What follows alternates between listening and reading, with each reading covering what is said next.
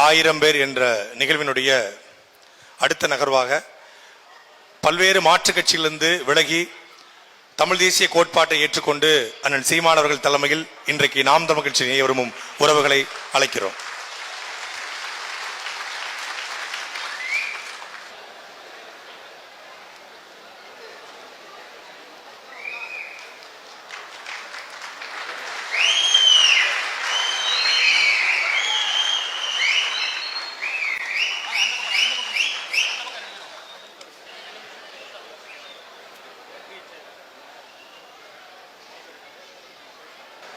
அண்ணனுடன் 1000 பேர் என்ற இந்த நிகழ்வின் அடுத்த கட்ட நகர்வாக அண்ணனோடு கேள்வி மற்றும் பதில் மேற்கு தொகுதியின் சார்பாக சஞ்சய் அவர்கள்.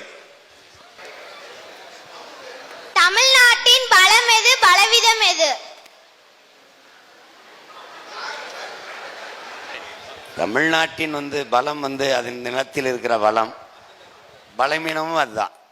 அதை அந்த வளத்தை வேட்டையாட எல்லோரும் தமிழ்நாட்டை வேட்டைக்காடாக மாற்ற துடிக்கிற முதலாளிகள், அதற்கு தரகு வேலை பார்க்கிற ஆட்சியாளர்கள், இதுதான் பலவீனம். பலம் இந்த நிலத்தில், இந்திய பெருநிலத்தில் எங்குமில்லாத வளங்கள் குவிந்து கிடப்பதுதான் இதனுடைய பலம். அந்த அவ்வளவு பெரிய வளத்தை வைத்துக்கொண்டு இந்த நிலத்தின் மக்கள் 1500க்கும் கையேந்துவதுதான் மிகப்பெரிய கொடுமை. மண்ணின் வளங்கள் மக்களுக்கானது, அப்படிதான் உலகம் பூரா இருக்கு.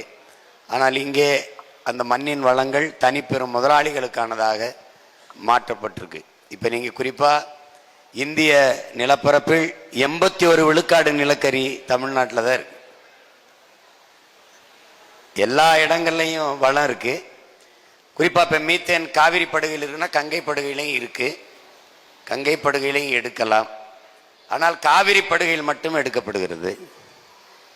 எல்லா நிலப்பரப்பிலும் மலைகள் இருக்கிறது, அங்கெல்லாம் நீற்றின் ஆய்வை நடத்தலாம்.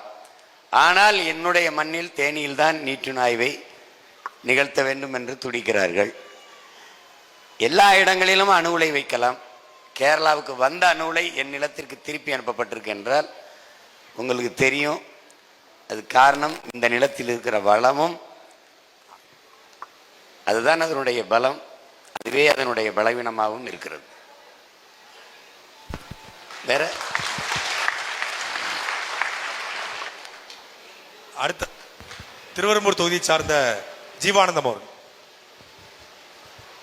அண்ணனுக்கும் என் தாய் தமிழ் சொந்தங்களுக்கும் அன்பு வணக்கம்.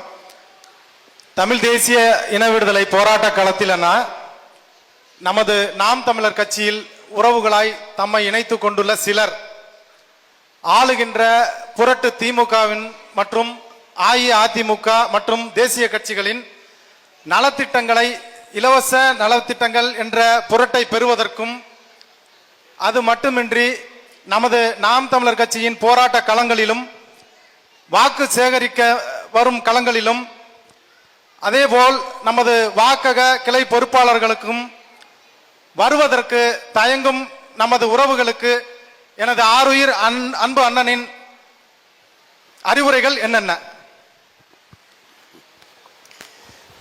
இந்த குற்றச்சாட்டை நான் நாடெங்கிலும் கேட்குறேன். ஏன்னா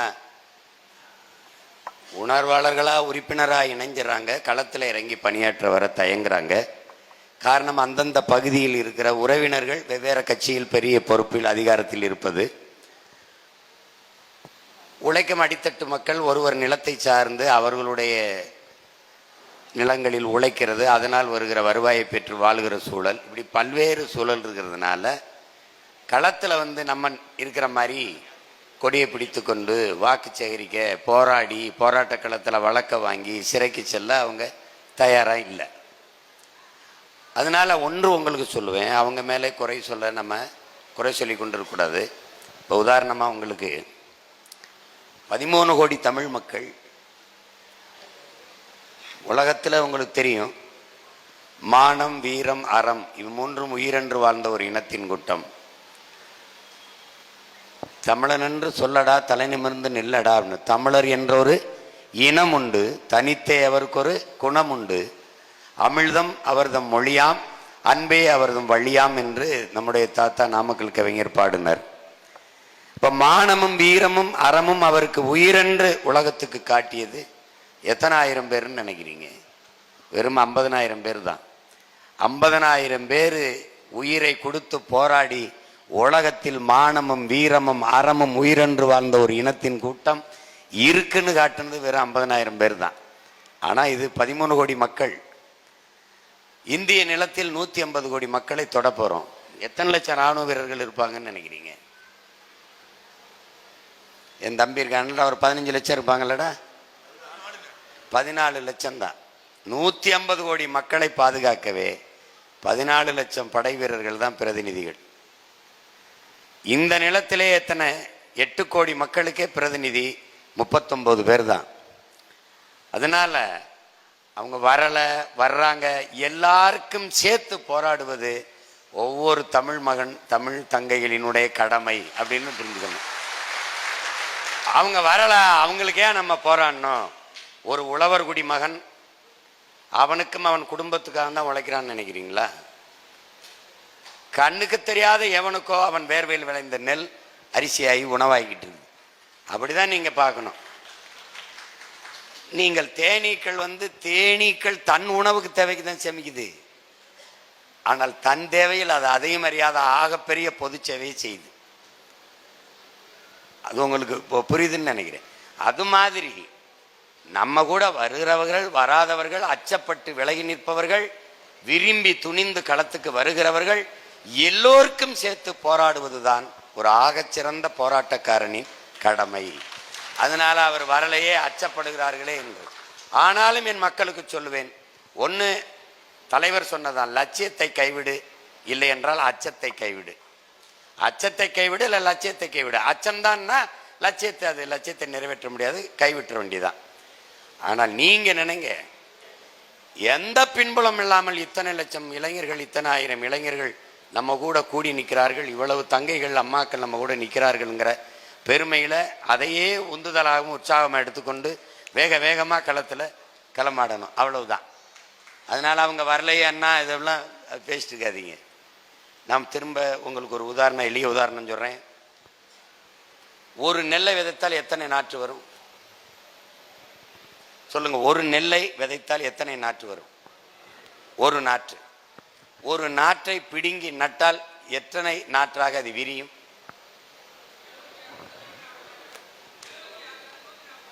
ஆ, 140 வரைக்கும் நம்ம இலக்கு. ஆனால் 80 வரைக்கும் நம்முடைய தம்பி சிவராமன் வரைக்கும் தொட்டிருக்கான். அப்பாவுடைய கனவு 100க்கு மேற்பட்டது. குறைஞ்சது 50 வச்சுக்கலாமா? ஒரு நெல்லை நட்டு ஒரு கைப்பிடி அளவு பிடிச்சா இருக்கிற அளவுக்கு அது பெருக்குது. ஒரே ஒரு நெல்மணி, ஒரு நாத்து 50 ஆகுது. 50 கதிர்களில் ஒரு கதிரில் எத்தனை நெல்மணி இருக்கும்? 130. சரி, 100 வைப்போம். 50 கதிரில் 100 ஒரு நெல்மணி 5000 விரிவடையும் போது 1000 பேர் நம்ம 50,000 பேரா விரிவடைய முடியாதா? அவ்வளவுதான். திருவெரும்பூர் தொகுதியை சேர்ந்த ரகுநாதன். அண்ணா, அன்பு உறவுகளுக்கு எல்லாத்துக்கும் வணக்கம். என்னுடைய நம்முடைய பொருளாதார நிலைமை ரொம்ப கட்சியை பொறுத்தவரையில் ரொம்ப குறைவாக இருக்குது. இதுக்கு ஏதாவது உங்களுடைய எண்ணங்கள் இருக்குதா வளர்க்கறதுக்கு? அல்லது வைப்பு தொகையோ ஒரு பெரிய வணிக வளாகமோ நம்ம அதுக்காக தனி ஒரு திரள் நிதி திரட்டி ஒரு வணிக வளாகமோ அல்லது அது சார்ந்த வைப்பு தொகையோ வச்சுக்கிட்டு நம்ம அதை நிதிநிலை சரிப்படுத்த முடியுமான்னு கேட்கலாங்க. அந்த ஆசை விருப்பம் எனக்கு மட்டும் இல்லையா என்ன? அது இங்க இருக்கிற யதார்த்தத்தை நீங்க புரிஞ்சுக்கணும். பணம் இருக்கிறவர்களிடத்திலே இன உணர்வு மான உணர்வு இல்லை.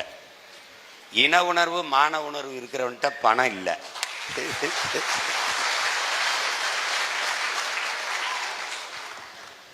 அடி வாங்கினவனுக்கு வலி தெரியும், பசிச்சவனுக்கு பசின்னு அருமை தெரியும்.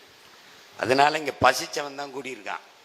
இங்க பிரச்சனை என்னன்னா, வறுமையில் இருக்கிறவன் இந்த வறுமையை நம்ம அடுத்த தலைமுறைக்கு கொடுக்கக்கூடாதுன்னு நினைப்பான். துன்பப்படுறவன் துயரப்படுகிறவன் இன்னொரு தலைமுறைக்கு நம்ம பிள்ளைகளுக்கு விட்டுக்கூடாதுன்னு நினைப்பான். அவன் தான் போராட்ட களத்துக்கு வருவான். உங்களுக்கு புரியுதுன்னு நினைக்கிறேன். இப்போ பணம் இல்லை அப்படின்னு சொல்லிக்கிட்டு இருக்கக்கூடாது. நம்மகிட்ட இப்போ எத்தனை தேர்தலை சந்திச்சிருக்கோம்? பெரிய தேர்தல் 4, சட்டமன்றம் 2, நாடாளுமன்றம் 2, உள்ளாட்சி தேர்தலில் 2, இடைத்தேர்தல் எத்தனை? குறைஞ்சது 10 இருக்குமா? குறைஞ்சது 10 இருக்கும். அப்போ பணம் வைத்துக்கொண்டு சந்திச்சோமா? எப்படி சந்திச்சோம்? இல்லை. எல்லாவற்றுக்கும் முன்மாதிரியாக நமக்கு எடுத்துக்காட்டாக சான்றாக இருக்கிறது நம்ம உயிர் தலைவர் தான். போராடணும் முடிவெடுத்துட்டாரு, ஆயுதம் இல்லை, என்ன செய்யலாம்னு தோணுது. உயிரையே ஏன் ஆயுதமாக ஏந்தக்கூடாதுன்னு நினச்சாரு. ஏந்தி களத்தில் இறங்கினாங்க. நீங்கள் உலகத்தின் அதிநவீன ஆயுதங்களெல்லாம் வச்சு சண்டை போட்டார். இன்னைக்கு நம்மகிட்ட காசு இல்லை, அதையே நினச்சிக்கிட்டு கவலைப்பட்டுக்கிட்டு இருக்கக்கூடாது. இருக்கிறத வச்சு சண்டை செய்யணும். விளக்கமாக இருக்கா, கட்டக்கம்பு இருக்கா, செருப்பு இருக்கா, மொட்டை கத்தி இருக்கா, எடுத்துக்கிட்டு தெருவில் இறங்கி போருக்கு போயிட வேண்டியதுதான். அப்புறம் காசு இருந்தால் தான் நான் வேலை செய்வேன் அப்படின்னா அது போராட்டக்காரனுக்கு அழகில்லை. சேகுவாரா சொன்னதான், உறுதியான கால்கள், ஒட்டிய வயிறு, எளிய சுமை, இதுவே போராளியின் முதல் தகுதின்ட்டு. நமக்கு என்ன இருக்கோ இழந்துட வேண்டியதுதான். பசினாலும் 10 நாள் கிடப்போம், பயணம்னாலும் 100 நாள் நடப்போம்.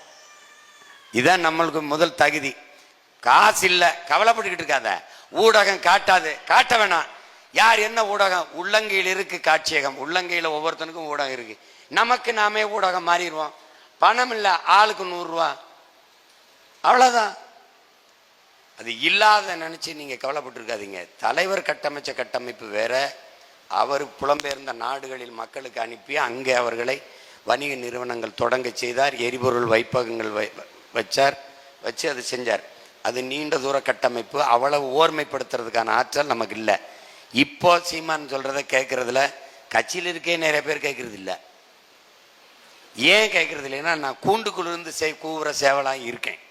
நான் கூரை மேலே ஏறி நின்று கூவுற சேவலாக ஆயிட்டேன்னா இங்கே இல்லை, எல்லா இடத்துலையும் கேட்பான். அப்போ அது வரைக்கும் நீங்கள் பொறுமையாக தான் இருக்கணும். பணம் வரும். தாளாளர்கள், தன்மானமிக்க இனமானமை மிக்க தாளாளர்கள், இந்த பிள்ளைங்க கஷ்டப்படுறாங்க, அவங்களுக்கு ஏதாவது கொடுப்போம்னு காசு கொடுக்குற தாளாளர்கள், தமிழ் இன மக்கள் வருவார்கள். அதுவரை நீங்கள் வேலை செஞ்சுக்கிட்டே இருக்கணும். காசு இல்லைன்னு சுதந்திராதீங்க. இங்கே பாருங்க, வெள்ளத்தில் பாதிக்கப்பட்டவர்களுக்கு 1 கோடி 1.5 கோடி கிட்ட நம்ம உதவி இருப்போமா? 1.5 கோடிக்கு உதவணும். காசு ஏது? 1000, 100, 500 நம்ம மக்கள் கொடுத்த திரள் நிதி தான். இப்ப இந்த மாவீர தினத்துக்கு மட்டும் திரள் நிதி எவ்வளவு வந்தது சொல்லு? 30 லட்சம் வந்ததா? 30 லட்சம் ரூபா. அப்படித்தான். இப்ப நான் என்ன சொல்றேன், ஒரு பொறுப்பாளரை ஒரு வாக்ககத்துக்கு உங்களை ஒரு பொறுப்பாளராக நியமிக்கிறேன். நீங்க கட்சியில ஒரு பொறுப்புல இருக்கீங்க. நீங்க எங்க வாக்கு செலுத்துறீங்களோ அந்த வாக்ககம் உங்களுடைய கோட்டை. அதுல உங்களோடு வேலை செய்ய எத்தனை பேர் இருக்கிறாங்க? 50 பேர். 50 பேருக்கு 2026 தேர்தல் நேரத்தில் உங்களோடு களத்தில் அந்த வாக்ககத்தில் நிற்கிற பிள்ளைக்கு சாப்பாடு போடுகிறது, தேநீர் வாங்கி கொடுக்கிறது, அந்த செலவு உங்களுடைய பொறுப்பு என்று இந்த ஜனவரி 1 அடுத்த ஜனவரி 1 வரை ஒரு நாளைக்கு 100 ரூபா உண்டியல்ல போடுவீங்களோ 50 தேர்தல் நிதி அப்படின்னு சேமிச்சு நீங்க வச்சுக்கிற வேண்டியது உங்க பொறுப்பு. இதுதான் நிதியை நம்ம திரட்டுறதுக்கு வழி, வேற வழி கிடையாது. அதை போய் இல்லாததை இல்லையே நினைச்சு ஏங்காதீங்க. இல்ல இப்ப என்ன பண்ணலாம்? அடுத்து அதுதான் தேவைதான் கண்டுபிடிக்குது.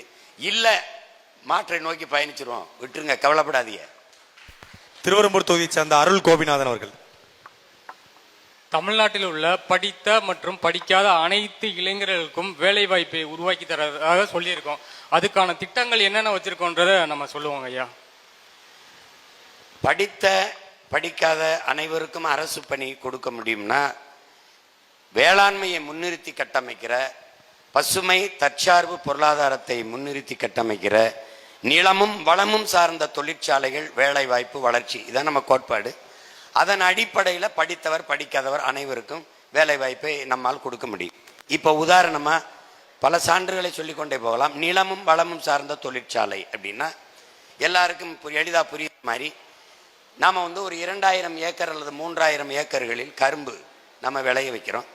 கரும்பிலிருந்து பிரேசில் போல எத்தனால் பெட்ரோல் எடுக்கலாம். பெட்ரோல் எடுப்பது என்பது மகிழுந்து ஓட்டுவதற்கு, வாகனங்கள் ஓட்டுவதற்கு தான் நல்ல பெட்ரோலை பயன்படுத்தி மின்சாரம் தயாரிக்க முடியுங்கிறது உங்களுக்கு தெரியும். பல பயன்பாட்டுக்கு செய்ய முடியும்.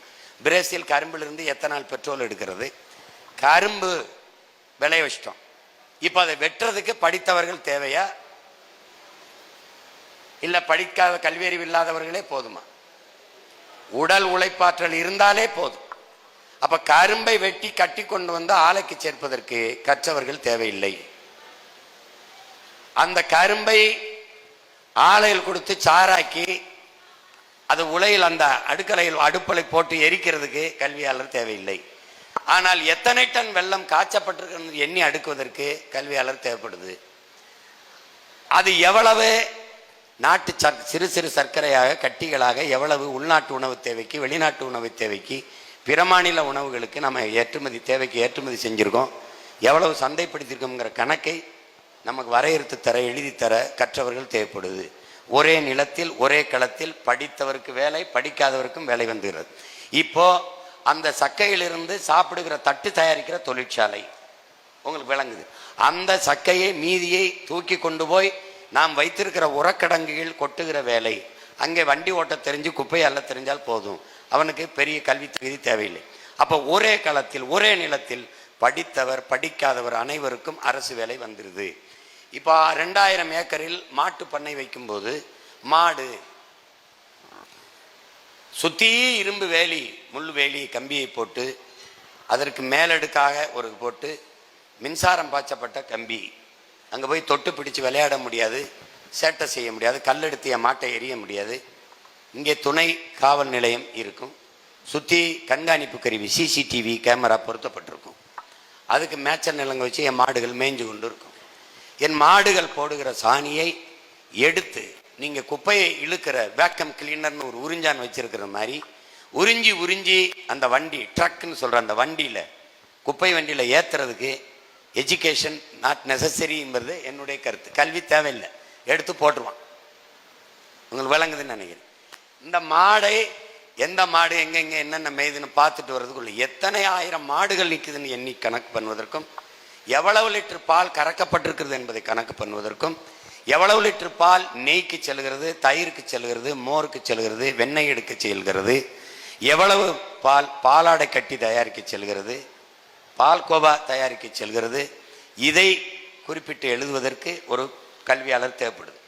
மற்றபடி இந்த பாலை இந்த தயாரித்த தமிழ்நாட்டில் உற்பத்தி செய்யப்பட்ட இந்த உணவுப் பொருளை இதை சந்தைப்படுத்துவதற்கு கல்வியாளர் தேவைப்படுது. உங்களுக்கு விளங்கிடுச்சுன்னு நினைக்கிறேன். இப்போ ஒரே இடத்தில் படித்தவன் படிக்காதவன் அனைவருக்கும் அரசு வேலை. 1000 ஏக்கரில் தக்காளி பயிரிடப்படுகிறது. தக்காளி விளைய வைக்கிற நிலத்துக்கு பக்கத்திலேயே தொழிற்சாலை கட்டப்படுகிறது. எல்லா இடத்துக்கும் அங்கே எங்கே தொழிற்சாலை. இப்போ தொழிற்சாலை என்பது நீங்கள் இது போல கட்டடம் அல்ல. இப்போ சீட் தகரத்திலே உங்களுக்கு வருது, விலை உயர்ந்த தகடுகள் கட்டி அதிலே நாங்கள் கட்டி வெப்பம் தாக்காமல் அங்கே தர்மாக்கோளுங்கிற இதை போட்டு நாங்கள் குளிர் ஊட்டிடுவோம். அங்கே வேலை செய்ய வேண்டியதுதான். அப்படிங்கும்போது தக்காளியிலிருந்து தக்காளியை பதப்படுத்தி உணவு தேவைக்கு பெட்டியில் எத்தனை டன் விளைய வச்சு கொண்டு போகிறோம்ங்கிறதுக்கு அதை பதப்படுத்தி வைக்க குளிரூட்டப்பட்ட சேமிப்பு கிடங்குகள், அங்கே பல பேருக்கு வேலை, எத்தனை பெட்டிகள் எவ்வளவு டன் அங்கே அடுக்கி வைக்கப்படுது அந்த கணக்கு. இதில் இருந்து என் அருமை தாய்மார்கள் தம்பிகள், குறிப்பாக மாற்றுத்திறனாளிகள் கைம்பெண்கள் எல்லோருக்கும் அங்கே அரசு வேலை கொடுக்கப்பட்டு தக்காளியிலிருந்து பல கூழ் ஜாம் தயாரிக்கிறது, ஊறுகாய் தயாரிக்கிற தொழிற்சாலை, அதுக்கு கிளை நிறுவனங்களாக அங்கெங்கே இருக்கும். தக்காளியை பறித்து கொண்டு வந்து ஆலைக்கு சேர்க்க கல்வி தேவையில்லை. அதை ஊறுகாய் செய்வதற்கும் பலக்கூழ் செய்வதற்கும் கல்வி தேவையில்லை. எவ்வளவு தயாரிக்கப்பட்டிருக்கிறது என்று எண்ணி அடுக்கவும் அதை சந்தைப்படுத்தவும் தான் கல்வி தேவைப்படுது. ஒரே களத்தில் ஒரே நிலத்தில் படித்தவர் படிக்காதவர் அனைவருக்கும் அரசு வேலை. இனி படிக்காதவரே இல்லை என்ற நிலையை உருவாக்குவது எங்கள் அரசின் அடுத்த வேலை. இதுதான் இது. இப்படி வரும்போது மனிதனின் உடலாற்றல் அறிவாற்றல் அனைத்தும் உழைப்பில் ஈடுபடுத்தப்பட்டு உற்பத்தி பெருகிவிடும். அவனவன் வாழ்விடத்திலே வேலை வாய்ப்பு கிடைத்துவிடும். சோம்பி இருக்க தேவையில்லை. 60 வயதை தொட்ட பெருமக்கள் வேலைக்கு வர வேண்டியதில்லை, அவர்கள் வீட்டிலே இருக்கலாம். அவரவர் 60 வயதுக்கு மேலே வந்து ஓய்வு பெற்ற ஆசிரியர் பெருமக்கள் இந்த கணக்கை இதை எண்ணி இதை அடுக்கலாம். அவர்களுக்கு ஒரு நாளைக்கு இவ்வளவுன்னு கூலி பெறலாம், மாதம் இவ்வளவு என்று கூலி பெறலாம். இப்படியான வேலை திட்டங்களை வரும்போது வேலை இல்லை என்ற பேச்சுக்கு இடமில்லை. பசி என்ற வார்த்தைக்கு நாம் தமிழர் கட்சியின் அரசு, பிரபாகரன் பிள்ளைகளின் அரசு அமைகிற போது பசி என்ற சொல்லுக்கு இடமே இல்லை. ஏன் பசி என்ற சொல் இல்லாத ஒழிப்பேன் என்றால் எப்படி ஒழிக்க முடியும் என்றால், பால், முட்டை, நாட்டுக்கோழி பண்ணை நாடெங்கிலும் இருக்கு. நீங்க திருச்சியை தாண்டி இப்படி போனால் இது நம் நாடா என்று ஐயப்படுகிற அளவுக்கு மாற்றிவிடும். வெற்றிடம் என்றே ஒன்று என் நிலப்பரப்பில், என் தாய் நிலத்தில் இருக்காது. ஒன்று காடுகள் இருக்கும், அல்லது ஆடு மாடுகள் மேய்கிற மேய்ச்சல் நிலங்களாக இருக்கும், அல்லது நீர் தேங்கி இருக்கிற நீர் தேக்கமாக இருக்கும், இல்லை என்றால் விளை நிலங்களாக இருக்கும், இல்லை என்றால் கூட்டு பண்ணைகளாக இருக்கும். ஆடு மாடு மேய்ஞ்சிக்கிட்டு இருக்கும், இல்லை கோழி பண்ணையா இருக்கும். கூட்டு பண்ணைனா அங்க என்ன இருக்கும்? அங்க மீன் வளர்ப்பேன், இறால் வளர்ப்பேன், ஐரை வளர்ப்பேன், வாத்து வளர்ப்பேன், பன்னி வளர்ப்பேன், எல்லாம் வளர்ப்பேன். கீரையில எல்லா கீரையும் வளர்ப்பேன். நீ குடும்பத்தோட சுற்றுலாக்கு வந்தா சுற்றுலா தங்குற விடுதி வச்சிருப்பேன், சாப்பாட்டு தளம் வச்சிருப்பேன். நீ வந்து மீனை தூண்டில பிடிக்கும் போது இந்த மீன்னா அந்த மீனை சமைச்சு தர அங்க ஆள் வச்சிருப்பேன். நீ கீரையில இந்த கீரைனா 15-20 நிமிஷத்துல கீரையை சமைச்சு தர ஆள் வச்சிருப்பேன். எல்லாம் ஒருங்கிணைந்த கூட்டு பண்ணை. இது நம் பெரிய தகப்பன் நம்மாழ்வாருடைய கனவு. அதை நிறைவேற்றுகிற போது அவனவன் வாழ்விடத்தில் வேலை வாய்ப்பு. நீ ஒரு ஒரு ஒரு மாட்டு பண்ணை வச்சிருக்கும் போது இந்த மாதிரி பால், இந்த கலப்பட பால் கிடையாது. உத்தரப்பிரதேசத்தில் ஒருத்தன் 1 லிட்டரு கெமிக்கல்ல, 1 லிட்டரு வேதிப்பொருள்ல 500 லிட்டர் பால் தயாரிச்சு 20 ஆண்டுகளா வித்து வாழ்ந்திருக்கான். 20 ஆண்டு விட்டுட்டு இப்பதான் கண்டுபிடிச்சிருக்காங்க. அவன் கண்டுபிடிச்சிட்டா நீ சாப்பிட்டுக்கிட்டு இருக்க, நீ குடிக்கிறது பால் நினைச்சுக்கிட்டு இருக்க, விஷம்ங்கிறத புரிஞ்சுக்க. மாடு இல்லாம பால் குடிக்கிறிய, நீ எப்படி கேள்வி கேட்கவே இல்லை. எல்லாரும் பால் குடிக்கிறோம், மாடுங்க. இது பால் போல ஒன்று. மில்க் ஃபிளவர், மாங்காய் ஃபிளவர், லெமன் ஃபிளவர் மாதிரி எல்லா காலங்களிலும் மாம்பழச்சாறு குடிக்க முடியும். மேங்கோ அப்படின்னு விற்கிறான். உங்களுக்கு புரியுது நினைக்கிறேன். அதுதான் மாசானுக்கு புக்காக்க சொல்றான், பருவத்தில் கிடைக்கிற மா, பருவத்தில் கிடைக்கிற பலா, இதையெல்லாம் எல்லா காலத்திலும் இருக்க வேண்டும் என்று நினைத்து நீ அதை பதப்படுத்த இயற்கை விட்டு ரொம்ப தூரம் போயிடுறாங்கிறது. மாம்பழம் 2 மாசம் தானே, அந்த பருவத்தில் அதை உன்றணும். அதை காலம்புறா சாப்பிடணும்னு வச்சுக்கிட்டு அது கெமிக்கலை போட்டு பதப்படுத்தி வைக்கிறது தான். அதனாலதான் அது பிரச்சனை. அப்ப அது என்ன ஆயிருது?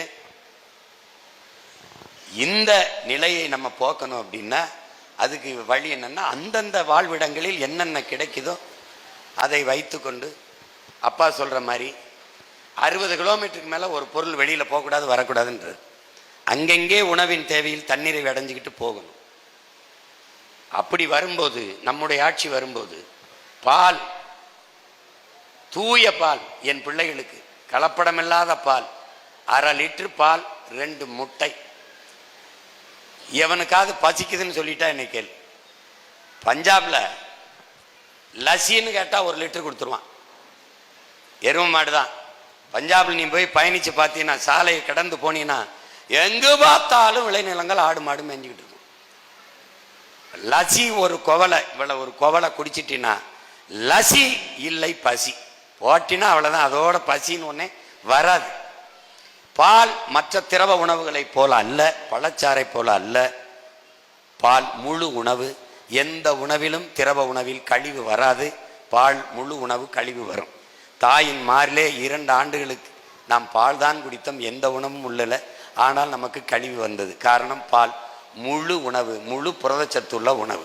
பாலை என் பிள்ளைகள் 1/2 லிட்டர் பாலை குடிச்சிட்டு 2 முட்டை, நாட்டுக்கோழி முட்டையை அடிச்சுட்டு பள்ளிக்கூடத்துக்கு போனான்னா பசிங்கிறது என் நாட்டில் இல்லை. பல வடிவத்தில் பால் மாறுது. எண்ணெயா மாறுது, நெய்யா மாறுது, வெண்ணெயா மாறுது, தயிரா மாறுது, மோரா மாறுது, பால் கோவாவா மாறுது.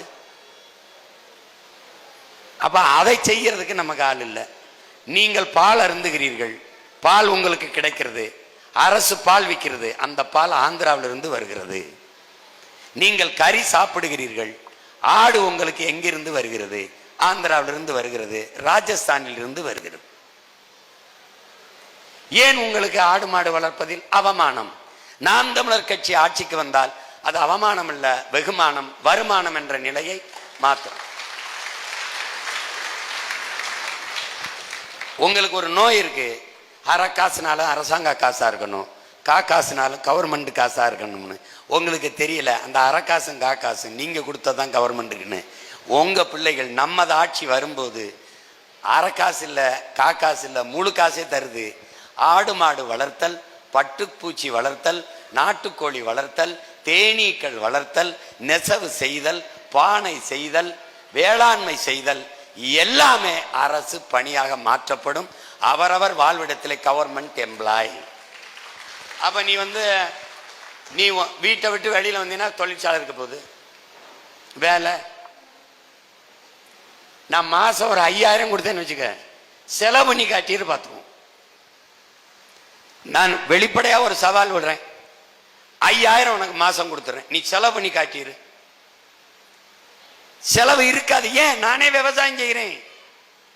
மலையிலிருந்து விளைய வைக்கிற கிழங்கு தேன் கீன் எல்லா அங்காடியும் குறிஞ்சி அங்காடி என்று கடையை திறந்துருவேன். அங்க வேலை பார்க்கிற என் பிள்ளைகளுக்கு, தம்பி தங்கைகளுக்கு, மாற்றுத்திறனாளிகளுக்கு, விதவை தங்கைகளுக்கு, எல்லாருக்கும், தாய்மார்களுக்கு அரசு பணி கொடுத்துருவேன். உனக்கு நடக்க முடியாது சோம்பேறி, வீட்டில் உட்காந்து அழைச்சு பேசி சுகி சுமோட்டோல வாங்கி திண்டு ஊபர் ஓலாவில் பயணிச்சிட்ட இந்த அவன் பேர் என்ன அமேசான் இதுல பேசி தின்ட்ட அதே பழக்கம் இருக்கு. இருந்து போ கழுத. இப்ப என்ன எனக்கு அடிக்கிற?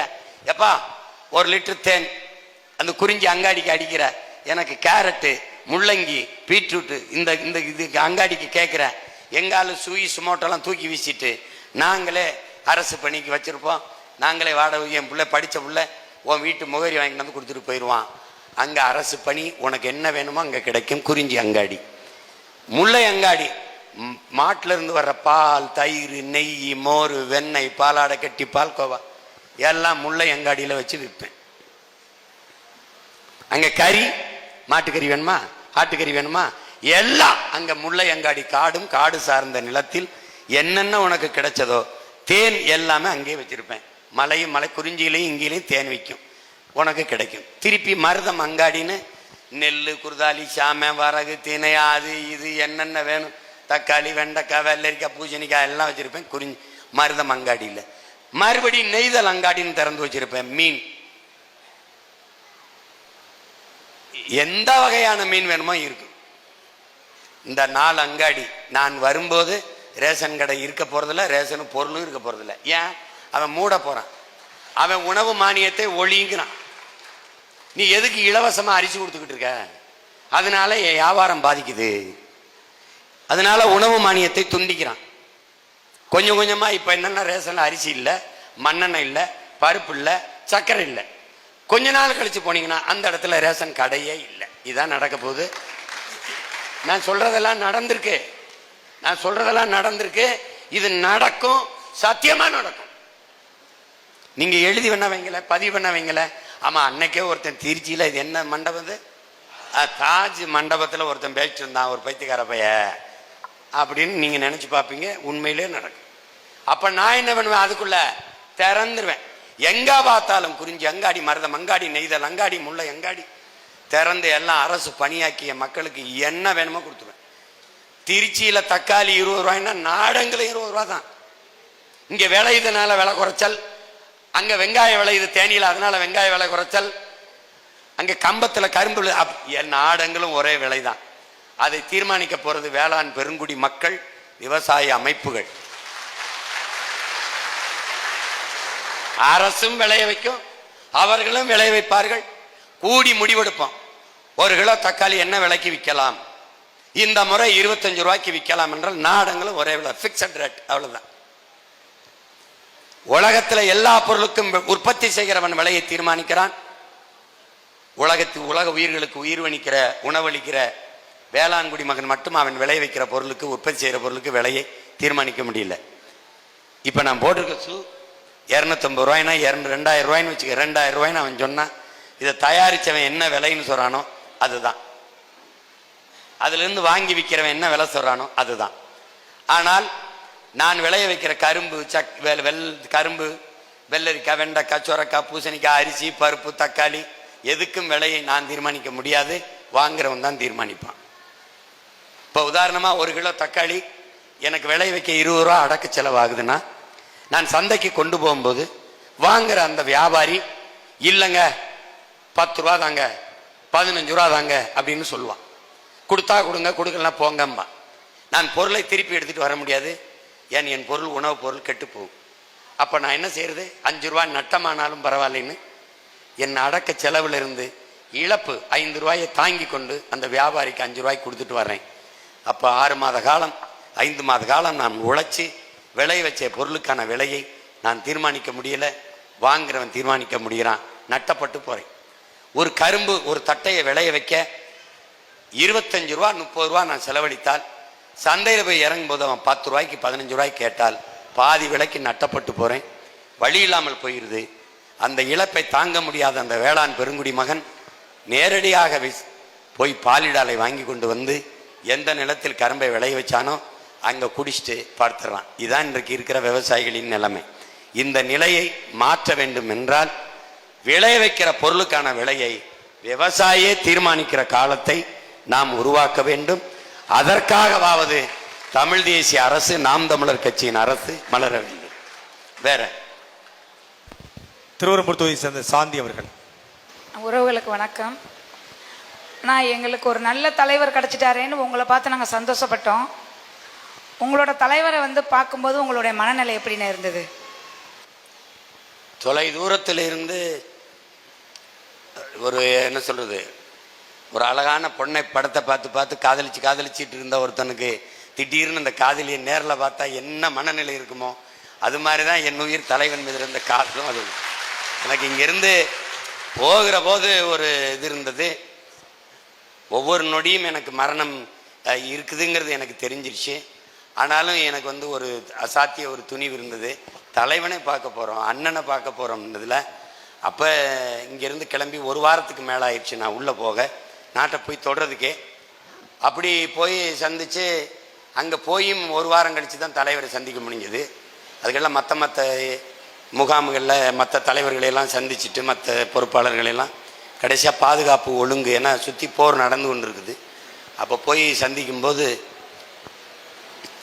நாள் சந்திப்பில் அப்போ ஒருத்தர் பார்த்துருந்தோம். அப்படி இருக்க தழுவிக்கிட்டோம். அப்புறம் ஒன்றும் பெரிதா பேசலை, கொஞ்சம் நேரம் பேசலை, ரொம்ப நேரம் அமைதியாக இருந்தோம் எல்லாரும். அப்புறம் மெதுவாக பொட்டன்னு தான் சகஜமாக பேசுவாங்க. அவங்க பேச்ச தம்பி வராருன்ட்டு வந்துட்டாரு, அமைதியாக இருக்கீங்களேன்னு அவரை ஆரம்பிச்சு விட அப்புறம் பேச்ச ஆரம்பிச்சது. ஆனாலும் எனக்கு ரொம்ப நாள் ஒன்றா படித்து ஒன்றா வளர்ந்து ஒரே இதாக இருந்த ஒரு என்ன சொல்கிறது, ஒருத்தரை பார்க்கும்போது எவ்வளோ ஒரு நெருக்கம் இருக்குமோ அப்படி ஒரு நெருக்கத்தை தலைவர் தன் தம்பிக்கு கொடுத்துட்டார் எனக்கு. அவர் எல்லாம் பேசிட்டு வண்டிக்குள்ளே ஏற்றி உட்கார வச்சுட்டு என்னை போகும்போது அப்படி செல்லமாக இடித்து கொஞ்சம் கூட எதிர்பார்க்கல இல்லை அப்படின்னு ஒரு கேள்வியை என்கிட்ட கேட்டார். ஆமாம், நான் கொஞ்சம் கூட எதிர்பார்க்கல அப்படின்னு. அந்த மாதிரி ஒரு இதாப்போ அவர் இப்போ அருகில் இருக்கும்போது தெரியல, அவரை விட்டு பிரிஞ்சு வரும்போது ஒரு பெரிய வியப்பாக இருந்தது. இப்படிப்பட்ட ஒரு தலைவனை எளிதாக சந்திச்சுட்டு திரும்புகிறோம் அப்படின்னு. அதில் என் தங்கச்சி ஒருத்தி இருக்கிறா, வேணின்னு, அவள் இப்போ இருக்கிறா. அவள் மயூரி இல்லத்தில், அவளுக்கு இடுப்பு கீழே விளங்காது, ஒரு போராளி, சக்கர நாற்காலியில் வருவா. அவள் என்னை நில்லு, எல்லாருக்கும் கிடைக்காதது உனக்கு கிடைச்சிருக்கு. அன்னை கூட தலைவர் கூட நின்று சாப்பிட்டு உட்கார்ந்து எல்லாம் படம் எடுத்து போற, என்ன சொல்லியிருக்காரோ அதை போய் அங்கே செய்யணும், இல்லை இந்த வண்டியில குண்டை கட்டிட்டு வெடிச்சு விட்டுருவேன் அப்படி மிரட்டுவாவ. அது மாதிரி அதுக்கப்புறம் தான் தெரிஞ்சது அது ஒரு வியப்பு. அது எப்படி பார்த்தாலும் தலைவர் ஒரு அதிசயம்தான், ஒரு அதிசய பிறவி. நான் உங்களுக்கு பல முறை சொல்லியிருக்கேன், நம் பெண்கள், நம் குலப்பெண்கள் ஒரு நகையை செய்யும்போது இவ்வளவு பொண்ணு சேருங்கள், இவர் அரக்கு சேருங்கள், இவ்வளவு இது சேருங்கள் என்று சொல்லி செய்வது போல நிறைய அன்பு வைங்க, நிறைய கருணை வைங்க, நிறைய பரிவு, நிறைய இரக்கம், முழுமையான ஒழுக்கம் வைங்க, நேர்மை வைங்க, உண்மை வைங்க, அவனுக்கு அளப்பெரிய வீரம் வைங்க, கொடைத்திறன் வைங்க, அவனுக்கு ஓவியக்கலை, சமையல் கலை, போர்க்கலை எல்லாத்தையும் கொடுங்க. எல்லாத்தையும் கொடுத்து தன் மொழி மீது, இனம் மீது பெருங்காதலை கொடுங்க. இப்படியெல்லாம் கொடுத்து ஒருத்தனை படங்கி என்ன படைச்சா அந்த உருவம் பிரபாகரன் என்ற ஒரு தலைவனாக தான் நிற்கும். அவன் தான் என் தலைவன். அதனால எப்போ பார்த்தாலும் தலைவர் எனக்கு ஒரு அதிசயம்தான், ஒரு வியப்பு தான். அதில் எனக்கு ஒன்றும் இல்லை, எனக்கு உலக அதிசயங்கள் ஏழுங்கிறாங்க. அதில் என்னோட அதிசயம்தான் பெருவுடையார்வில் தான் எனக்கு முதல் அதிசயம். அதையும் தாண்டி அதிசயம் எங்கள் உயிர் தலைவன் மேதகு பிரபாகரன். மேற்கு தொகுதி சார்ந்த ஜமீர் அவர்கள். நான் வணக்கம்ண்ணா. இஸ்லாமியர்களையும் கிறிஸ்தவர்களையும் சாத்தானி பிள்ளைகள்னு சொன்னீங்களே, அது இன்னைக்கு வரைக்கும் நிறைய விமர்சனங்கள் எழுந்து வந்தது. அது நீங்கள் சொன்னது நோக்கம் என்னன்னா? இந்த சாத்தானின் பிள்ளைகள் நான் சொல்லலை. அதாவது தேவனின் பிள்ளைகள் தான் கிறிஸ்தவன் சொல்லுது, அல்லாவின் பிள்ளைகள் தான் எல்லா இஸ்லாம் மார்க்கம் சொல்லுது.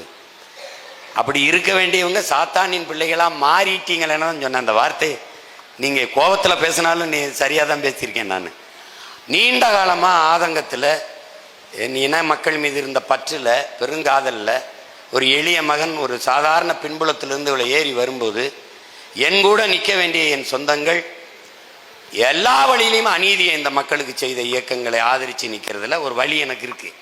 அப்போ அந்த வழி, அந்த கோபத்தில் நீங்கள் தொடர்ச்சியாக அநீதி தவறுன்னு தெரிஞ்சு அதை எதிர்த்திருக்க வேண்டிய நீங்கள், அதற்கு துணை நின்று தேவனின் பிள்ளைகளாக இருக்க வேண்டிய நீங்கள் சாத்தானின் பிள்ளைகளாக மாறிவிட்டீர்களே அப்படின்னு தான் நான் பேசியிருக்கேன். அதுக்கு என் தம்பி, அதுக்கு ஒரு இஸ்லாமிய தம்பி, நீங்கள் சாத்தானின் பிள்ளைகளாக மாறிவிட்டீர்களே என்று நீங்கள் சொல்லியிருக்க கூடாது, தப்பு, சாத்தான்களே நம்ம ஆளுகள் தான் என்று போட்டிருந்தான். நீங்க இப்படி பாருங்க, எல்லா மார்க்கங்களும் சமயங்களும் அநீதிக்கு எதிராக இந்த பூமியில் பூத்தது தான். புத்தன்ல இருந்து, புத்தன் தான் முதல்ல, அவனுக்கு பிறகு அது ஒரு சமயமாக மாறும் என்று அவன் கருதல்ல. உங்களுக்கு விளங்குதுன்னு நினைக்கிறேன். அதற்கு பிறகு இயேசு கிறிஸ்தவ மதத்தை உருவாக்கல. அவருக்கு பிறகு வந்த ஜான் பால் போன்றவர்கள் தான் அதை. இயேசு கிறிஸ்தவர் இல்லை, உங்களுக்கு புரியுதுன்னு நினைக்கிறேன். இவருக்கு பின்னாடி வந்தவர்கள் அந்த சமயத்தை கட்டமைச்சு இயேசு அந்த கோட்பாட்டை போதிச்சதுனால அவரும் கிறிஸ்தவர் என்று வருது.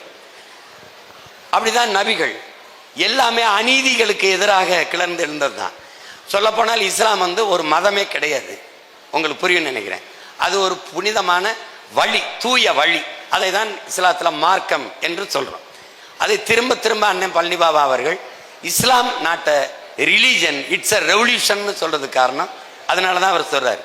அப்போ புரட்சியால் பூத்த இந்த மார்க்கங்களும் இந்த மதங்களும் இந்த சமயங்களும் தொடர்ச்சியாக அநீதியை சகித்து கொண்டு அதற்கு துணை போவதை எப்படி ஏற்படும்? இதுதான் கேள்வி. இப்ப நான் அப்படி சொல்லிட்டேங்க, ஒவ்வொருத்தருக்கும் இந்த கேள்வி எழுந்தால் என்னுடைய ஆதங்கத்தில், என்னுடைய கோபத்தின் வெளிப்பாட்டில் இருக்கிற உண்மை, அதனுடைய வழி உங்களுக்கு என் மொழியில் இருந்து புரியும். நீங்க எந்த அடிப்படையில் திமுகவின் ஆட்சியை நீங்க நியாயப்படுத்துறீங்க? ஒன்று சொல்லுங்க. இதே கிறிஸ்தவ இஸ்லாமியர் மக்கள்கிட்ட கேளுங்க, ஒரு நன்மை இந்த திமுகவின் ஆட்சியால இந்த மக்களுக்கு நடந்திருக்குன்னு ஒன்று சொல்லுங்க. கடைசி வரை அவங்க நமக்கு ஓட்டே போட வேணாம். இன்னைக்கு இல்லை, இதுவரை போடல, இனிமேலும் போட வேணாம். நம்மளே சொல்லிடலாம், ஐயா நீங்க உதயநிதிக்கு போட்ட அப்புறம் இன்பநிதி வருவார், அவருக்கும் போட்டு போங்கன்னு போயிடலாம். சொல்லுங்க. முதல்ல இஸ்லாமிய கிறிஸ்தவ மக்கள் தங்களை சிறுபான்மை என்று இந்த திமுகவினர், திராவிட கூட்டத்தினர் சொல்வதை ஏற்கிறார்களா, எதிர்க்கிறார்கள்?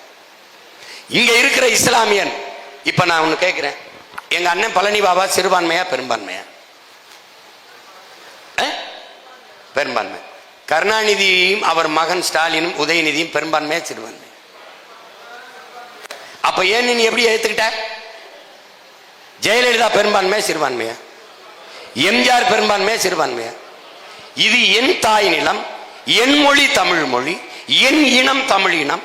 நான் விரும்பிய இறையை, ஏற்றுக்கொண்ட இறையை வணங்குவதற்கு நபிகளின் வழியை, அந்த மொழியை ஏற்று ஒரு மார்க்கத்தை ஏற்றிருக்கிறேன்.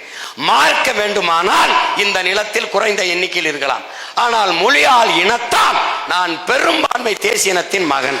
அதென்ன, நீ யாரு? உலகத்திலே மொழி வழிதான் நீ இனங்கள் பிரிக்கப்படுது. அப்படி பார்த்தால் நீ சிறுபான்மை. நீ சாதி வாரியை ஏன் கணக்கெடுக்க மாட்டேங்கிற? என்னன்னா நீ யாருன்னு எவ்வளவுன்னு தெரிஞ்சிடும். 3000 வீட்டுக்காரனாடா 30 வருஷமா எங்களை ஆண்டிருக்கீங்கன்னு வந்துடும். அப்ப திரும்ப அதையே சொல்லி, இல்லை சிறுபான்மை மக்கள் என்றால் எங்களுக்கு சலுகை கிடைக்கும். உனக்கு வேண்டியது சலுகையா உரிமையா? சலுகையை தர நீ யார்? அதான கேள்வி. இடஒதுக்கீடு கருணாநிதி கொடுத்தார் 3.5 விழுக்காடு இஸ்லாமிய மக்களுக்கு. கருணாநிதி இருக்கிற இடத்தை கொடுத்தது யார்? அதான கேள்வி. நீங்க உட்கார்ந்து இருக்கிற இடத்தை கொடுத்தது யார்? இந்த 3.5 விழுக்காட்டுக்காரன் தானே, அவன் தானே. அப்புறம் நீ இருக்கிற இடமே நாம் போட்ட பிச்சை. அப்புறம் நீ என்ன எனக்கு பிச்சை போடுறது? உன் தட்டுல கிடக்கிற என்னோட காசு.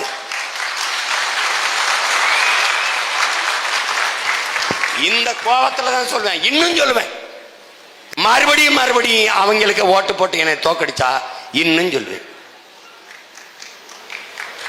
நீங்க நல்ல அரசியல் உருவாவதற்கு, இந்த நிலத்தில் நல்ல அரசியல் உருவாவதற்கு காரணமாக இருந்த மக்கள் இஸ்லாமிய கிறிஸ்தவ மக்கள், தூய அரசியல் மலர்வதற்கு இந்த மண்ணில் காரணமாக இருந்த மக்கள் இஸ்லாமிய கிறிஸ்தவ மக்கள்னு இருந்திருக்கணும். எத்தனை நாளைக்கு நீ பிஜேபி பூச்சாண்டியை காட்டுவான் அவன், நீ பயந்துகிட்டு இருப்ப? நான் இந்த மகன் சொல்றேன், நான் பெரிய அதிகாரத்தில் இல்லாத மகன் சொல்றேன், என்னைய தாண்டி தாண்டா நீ இந்த பேனா வைக்கணும், என்னை தாண்டி தாண்டா நீ ஏர்போர்ட்டை கட்டணும், என்னை தாண்டி தாண்டா நீ இந்த மண்ணை எடுக்கணும், என்னை தாண்டி தாண்டா நீ இந்த அணுகுலைய நீட்டிக்கணும் சொல்றேன்ல. அப்படின்னு என்ன சொல்லணும்? பிஜேபி வராது, வர விட மாட்டேன். அதற்காக நாங்கள் இவ்வளவு பெரிய இயக்கம் இருக்கோம், இவ்வளவு பெரிய அதிகாரம், 40 உறுப்பினர்கள் வச்சிருக்கோம். எங்களை தாண்டித்தான் பிஜேபி இந்த மண்ணில் வர முடியும் என்று ஒரு வார்த்தை சொன்னது உண்டா ஐயா கருணாநிதியோ அவர் மகனோ? ஆனால் எளிய மகன் நான் இன்னைக்கும் சொல்றேன், என்னைக்கும் சொல்றேன், அல்லாமலேயே ஆணையிட்டு சொல்றேன், நான் இருக்கிற வரை பிஜேபி இங்க வளராது. அப்படி சொல்ல இந்த திமுகவுக்காக பாடுபடுகிற கிறிஸ்தவ பெருமக்கள், ஆயர் பெருமக்கள், மதகுருமார்கள், போதகர்கள், யாரையாவது சொல்லு. திமுக இருக்கிற வரை பிஜேபி வராது. நீ கோலை. கருணாநிதியின் பிள்ளைகள் கோலைகளா தான் இருக்கும், பிரபாகரன் பிள்ளைகள் தான் வீரனா இருக்கும். என்னைய தாண்டி தான் இங்க வரணும்னு சொல்ல முடியுமா? நீ வர விட மாட்டேன் அப்படின்னு சொல்லணும்ல. என் வீட்டில் நான் வாயில் காவலன் போடுவது திருடனை திருடிட்டு ஓடும்போது விரட்டி பிடிக்கல தம்பி, திருட வரும்போதே அடிச்சு பிடிக்கத்தான், தடுத்து பிடிக்கத்தான். அப்படிதான் இங்க ஒரு திருடணும். ஊர் எல்லையில நிக்கிற எங்க ஐயனார் மாதிரி நிக்கணும். போடா அப்படின்னு சொல்லணும். வந்துருவான் உள்ள வந்துருவான். சீமானுக்கு போட்டா வந்துருவான். அட கேனப்ப என் மகனே, சீமானுக்கு போட்டா சீமான் தாண்டா வருவான், பிஜேபி வராது. எனக்கு போடல, உனக்கு தான் போட்டான். 3 முறை எப்படா பிஜேபி வந்தான்? எப்படி வந்தான்? இப்பவும் பேசுவான் பாரு. எப்ப? இப்ப இந்த 26 தேர்தல்ல சீமானுக்கு போடாத பிஜேபி வந்துடும். டேய், பயந்தாங்கோழி பயல்கள்ட்ட போய் நாட்டை கொடுத்துட்டு போயிட்டு இருக்கிற நீனு. குப்பையை கொட்டவனை தடுக்க முடியல. கேரளா வந்து வண்டியா குப்பை, யாரா உன்னை உள்ள விட்டது?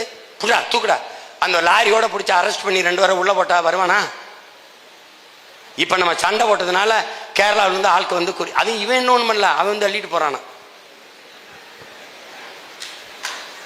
பேசிட்டு ஒரு இடத்துல இவங்க இந்த மக்களுக்காக நின்றதில்லை. இன்னும் நம்பிக்கிட்டு திமுகவுக்கு போட்டா தான் பிஜேபி வராது. இப்ப வந்துருச்சு, இப்ப வந்துருச்ச. அமித்ஷா வந்து அம்பேத்கர் அப்படி சொல்லிட்டாரு. அதுக்கு முன்னாடி ஐயா சொல்லிக்காரு. எந்த ஐயா? நம்ம ஐயா கருணாநிதி ஐயா. அம்பேத்கர் பேரை சொல்லி இந்த தாழ்த்த இவர்கள் பிழைத்துக் கொண்டிருக்கார்கள், தன்னலவாதிகள் பிழைத்துக் கொண்டிருக்கார்கள் பேசின பெருந்தகை இவர் தான். இவங்கள போய் நீ போயிட்டு இருக்கிற தம்பி, ரொம்ப குரவலை பிடிச்சுன்னா தெரியாம போட்டோம் கையில் தும்பா, தெரியாம நடந்துருத்தும்பா. இது வேற. மேற்கு தொகுதியை சேர்ந்த ஆதில். அண்ணா வணக்கம்ண்ணா. நீங்க முதலமைச்சர் ஆனா போற முதல் கையெழுத்து என்னவா இருக்கும்? ஆனா இல்ல ஆகிறோம் போடுறோம். ஆனா தம்பி வந்தால் கிடையாது, வாரம் செய்கிறோம். நம்ம இப்படி வாரம் செய்கிறோம். ஏன்களு காலத்தை உருவாக்கிய தலைவனின் பிள்ளைகள், காலத்தை உருவாக்கிய பாட்டனின் தாத்தனின் பிள்ளைகள். டேய், சுதந்திரம் வரலடா. எப்ப வரும்னு தெரியல. சுதந்திரம் கிடைக்கிறதுக்கு முன்னாடி செத்து போயிட்டான். 47ல சுதந்திரம், 21ல செத்து போயிட்டான். ஆனா அதுக்கு முன்னாடியே ஆடுவோமே பல்லு பாடுவோமே, ஆனந்த சுதந்திரம் அடைந்து விட்டோம் என்று ஆடுவோமே பல்லு பாடுவோமே, எங்கும் சுதந்திரம் என்பதே பேச்சு, நாம் எல்லோரும் சமம் என்பது ஆச்சு, ஆடுவோமே பல்லு பாடுவோமே. சுதந்திரமே அடையல, காலத்தை அடையும்டா, வரம்டா, செய்யறோம்டா. அதுதான் நமக்கு ஒரு தாத்தா இருந்தாரு, தெய்வ திருமகன் முத்துராமலிங்க தேவர்னு. அவரை நீ பார்த்திருக்க மாட்டா, நானே பார்த்ததில்ல, படிச்சிருக்கணும், படிச்சிருக்க வாய்ப்பில்லை. படி சொல்றாரு, பாலை விற்பது போல ஒரு நாள் தண்ணீரை விற்பார்கள், புறாக்கள் கூடு கட்டி வாழ்வது போல மனிதர்கள் வீடு கட்டி வாழ்வார்கள், விளை நிலங்களை எல்லாம் வீட்டு மனைகளாக கூறு போட்டு விற்பார்கள். அப்ப பேசும்போது எப்படி இருந்திருக்கும்? ஏதோ பேசிட்டு போய் ஏதோ இதெல்லாம் நடக்குமான்னு. காலத்தை கணித்த, அந்த காலத்தை உருவாக்கிய கால ஞானிகள், அவர்களுடைய பேரன் நான் சொல்றேன். என் தலைவன் காலம் வரும் என்று காத்திருந்தவன் இல்ல, தனக்கான காலத்தை உருவாக்கியவன். அவன் மக்கள் நாங்க சொல்றோம், வாரம் செய்யறோம்.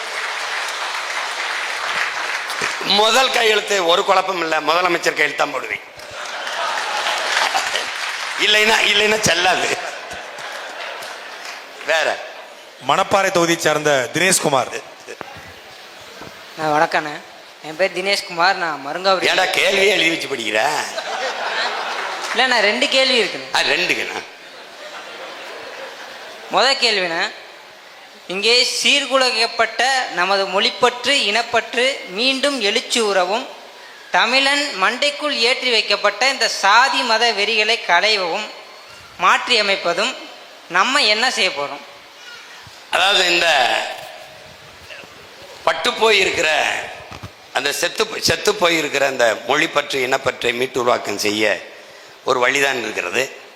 தமிழ் படித்தால் வேலை கிடைக்குமா, தமிழ் படித்தால் சோறு கிடைக்குமாங்கிற இந்த ஒரு சிந்தனையை நம்மோடவே நம்ம அருகிலே இருந்து கொண்டு, நம்முடைய மொழியிலே பேசிக்கொண்டு, நம்முடைய மொழியிலே பெயரை வைத்து கொண்டு, நமக்குள்ளே ஒரு இதை சொல்லி சொல்லி நமக்குள்ளே ஒரு உளவியல் நோயாளியாக்கி தாழ்த்தி விட்டார்கள்.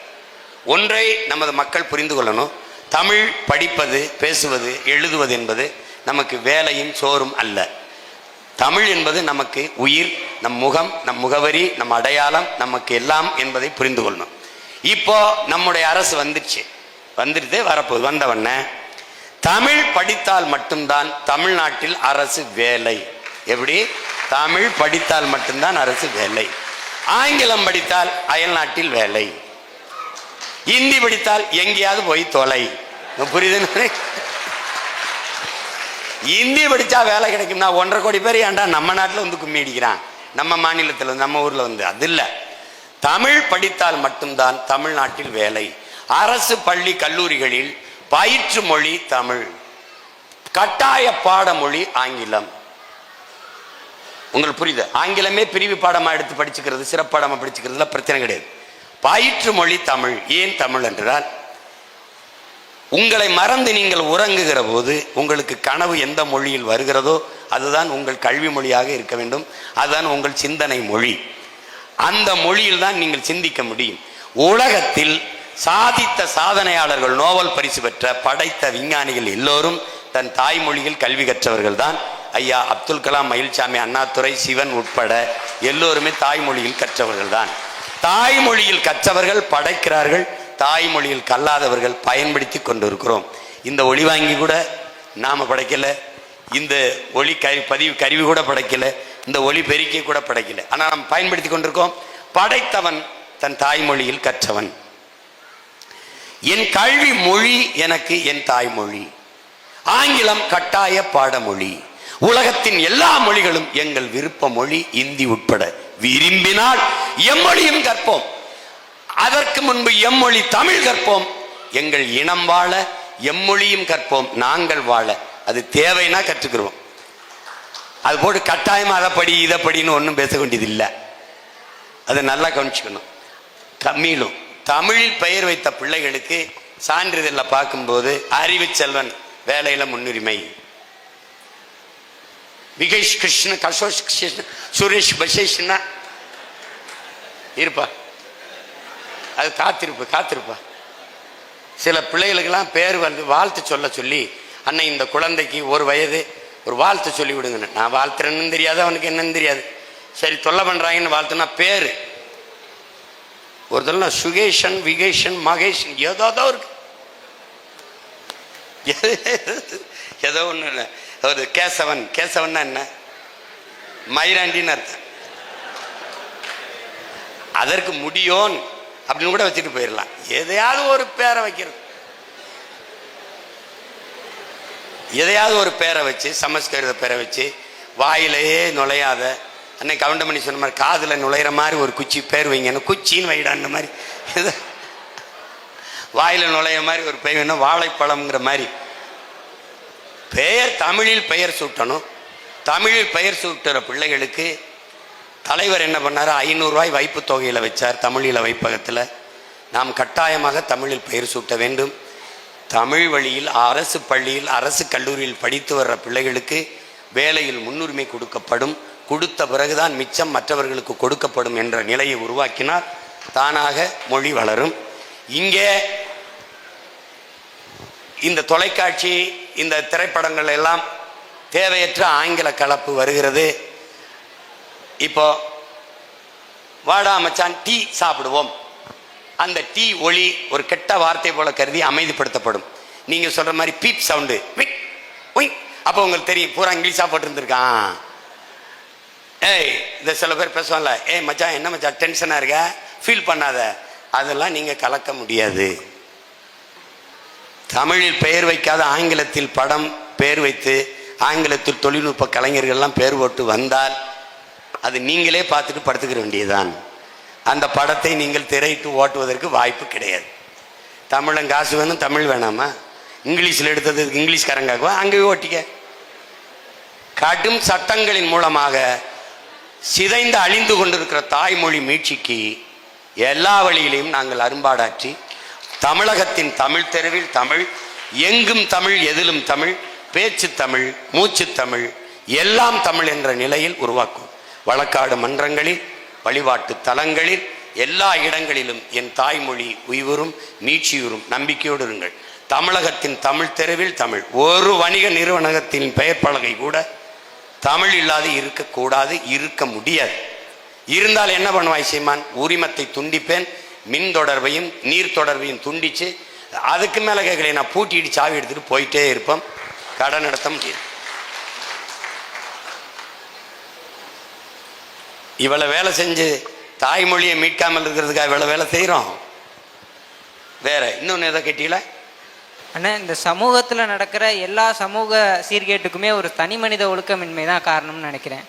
அந்த தனி மனித ஒழுக்கத்தை முன்னேற்றக்கும் ஒரு தனி மனித அகம்பாவிதம் தான் இந்த சமூகத்தில் நடக்கிற எல்லா பெருங்குற்றத்துக்கும் காரணம்னு நினைக்கிறோம். அதை தடுக்கிறக்கும் நாம் தமிழர் கட்சி என்ன செய்யும்? அதான் கல்வி நிலையங்கள் இருந்து, கல்வி நிலையங்கள் அறிவு கருவறையிலிருந்து இது கற்பிக்கப்படணும். ஒழுக்கம் என்பதும் ஒரு எப்படி வாழணும், வாழ்வியல் நெறி என்பதும் அங்கிருந்து கற்பிக்கப்படணும். அது அறம் சார்ந்த கல்வி நமக்கு இருக்குது. அதை கற்பிக்கப்படாதனால நாகரிகங்க பேரில் இது நாசமாகி நிற்குது. இந்த நிலத்தில் நடக்கிற அனைத்து சமூக குற்றங்களுக்கும் பெரிய காரணமாக இருக்கிறது போதை தான். அது திரவ போதை மதுவாக இருக்கலாம், அல்லது இந்த கஞ்சா, அவின், குட்கா, கொக்கைன், இந்த மாதிரி எல்லாம். இதை ஒழித்து விட்டு பிள்ளைகளை குடிப்பகங்களை மூடி படிப்பகங்களை திறந்து விளையாட்டு கூடங்கள், விளையாட்டு திடங்கள், உடற்பயிற்சி கூடங்களை தொடங்கி மாலையில் விளையாடுவது, படிப்பது, விடுமுறை காலங்களில் இது மாதிரியான அந்த என்ன சொல்றது நேரத்தை அதில் ஈடுபடுத்த பிள்ளைகளை திருப்பி விட்டால் அறிவார்ந்த ஒழுக்க மிகுந்த சமூகமாக இது மாறிடும். அதை தவிர வழி கிடையாது. சிறுக சிறுக சிறுக சிறுக எடுத்தவனே மாறாது. ஒரு ஓராண்டு ஈராண்டுக்குள் பெருமாற்றத்தை நம்மளால் ஏற்படுத்தி விட முடியும். திருவரங்கம் தொகுதியை சார்ந்த செல்வலட்சுமி. இதை கொடு. மைக்கெல்லாம் எப்படி கேட்க முடியும்? பயமா இருக்குன்னா மற்றவங்களுக்கு என்ன கேள்வின்னு தெரியணும்லப்பா. இல்லை இல்லை, நீங்க இப்படி ஒரு பெண் புலி பயந்தா அப்புறம் எப்படி?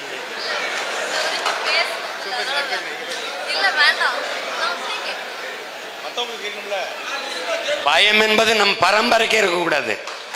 அதுலயும் குறிப்பா பெண்களுக்கு அறவே இருக்கக்கூடாது. என்ன புலியை முரத்தால் அடித்து துரத்தினால் மரத்தினா அந்த மரத்தின் இல்லையா? வாரிசு இல்லையா? வேலுநாச்சியார் பேரனும் பேத்திகளுக்கும் பயம் என்பது எப்படி இருக்கலாம்? துணிஞ்சு பேசுப்பா. அப்படி கிட்ட வச்சுக்க, 2 கிட்ட வச்சுக்க. கிட்ட சொல்லு. இப்போ கட்சியில இருந்து முக்கிய நிர்வாகிகள் அதுக்கப்புறம் பொறுப்பாளர்கள்லாம் விலகிட்டு இருக்காங்கல்ல, இதனால கட்சிக்கு ஏதாவது கெட்ட பேர் வரும்னு நினைக்கிறீங்களா? செய்தியில எல்லாம் வந்துட்டு இருக்கு, அதனால வாக்கு சதவீதம் எதுவும் குறையுமா? குறையும் நீங்க நினைக்கிறீங்களா? அதான் இப்போ வெளியில போய் இன்னொரு கேள்வி இருக்கா? இருங்க. இப்போ கட்சியில இருந்து இவர்கள் வேண்டாம், இவர்களை எப்போது அனுப்புவது என்று எண்ணிக்கொண்டிருந்தவர்கள் தான் அவர்களா போறார்கள். நாமளே பல பேரை நீக்கியிருக்கோம், அனுப்பியிருக்கோம். இப்ப வெளியில போய் என்ன நம்மை பற்றி பேசுகிறார்களோ இதே தான் கட்சிக்குள்ள இருந்து கொண்டும் பேசிக்கொண்டிருந்தார்கள். உள்ள இருந்து துரோகியா இருப்பதை விட வெளியே போய் எதிரி ஆய்வது மேல் என்றுதான் அவங்கள அனுப்பிச்சிருக்கு. 2வது, இப்ப வெளியில போயிருக்க யாரும் 24 தேர்தலில் வேலை செய்யல. அப்படி இருந்தும் நமக்கு வாக்கு விழுக்காடு குறையில, ஏறித்தான் இருக்கும், வளர்ந்துதான் இருக்கும். அதனால முக்கிய நிர்வாகிகள் என்பது தவறு, வளர்ச்சிக்கு முட்டுக்கட்டையாக இருந்த நிர்வாகிகள் என்றுதான் அதை சொல்லணும்.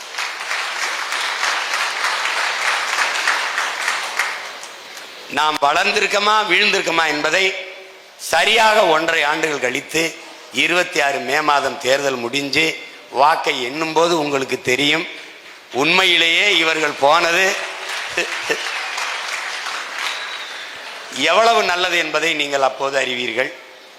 நான் இதற்கெல்லாம் பயந்து இதனால வாக்கு விழுக்காடு குறைஞ்சிரும், ஐயோ எல்லாரும் போறாங்களேன்னு பயந்த ஆள் மாதிரி தெரியுதா? 1000 மடங்கு முன்பு இருந்ததை விட நம்பிக்கையோடும் உற்சாகத்தோடும் களத்தில் வேலை செய்யறேன்னா காரணம், அப்பா ஒரு பெருமிச்சு இருக்கும்ல, அப்பாட அப்படின்னு. என்னுடைய கணக்கு மே மாசத்திற்குள் இன்னும் சில குப்பைகள் பிசிறுகள் அங்கங்கே இருக்கு, எல்லாவற்றையும் ஊதி பறக்க விட வேண்டும் என்பதுதான் என்னுடையது. அது போயிடுச்சு அப்படின்னா அந்த வேலையை அது திமுக பார்த்து எனக்கு கொடுத்துரும். ஏன்னால் என் மேல அது தனித்த பாசம் உண்டு. அது நான் வளர்வதிலையும் வெல்வதிலும் அவர்களுக்கு தனித்த பெரும் அக்கறை உண்டு. அதனால என்னை வெல்ல வைத்து முதலமைச்சர் நாற்காலியில் உட்கார வைக்காமல் அவர்கள் ஓய மாட்டார்கள். அதற்காக தினந்தோறும் அவர்கள் தொலைக்காட்சியில் அவர்கள் சம்பந்தப்பட்ட ஊடகங்களில் நம்மை பற்ற செய்தி வருதா இல்லையா? வருது. இப்போ நீங்க தலைவர் பிறந்த நாள்ல 2000-3000 யூனிட் ரத்தம் கொடுத்துருப்பீங்க, ஏதாவது செய்தி வந்ததா? வரல. ஆனால் அன்னைக்கு எவனாவது, இப்ப நீங்க உங்களுக்கு கவனம் வரணும்னு வச்சுக்கிறீங்களேன், சாதாரணமா தெருவில் போற ஒருத்தர் கூட நான் நாம் தமிழர் கட்சியிலிருந்து விலகி இருக்கேங்க அப்படின்னா வாங்க வாங்க பேசுங்க.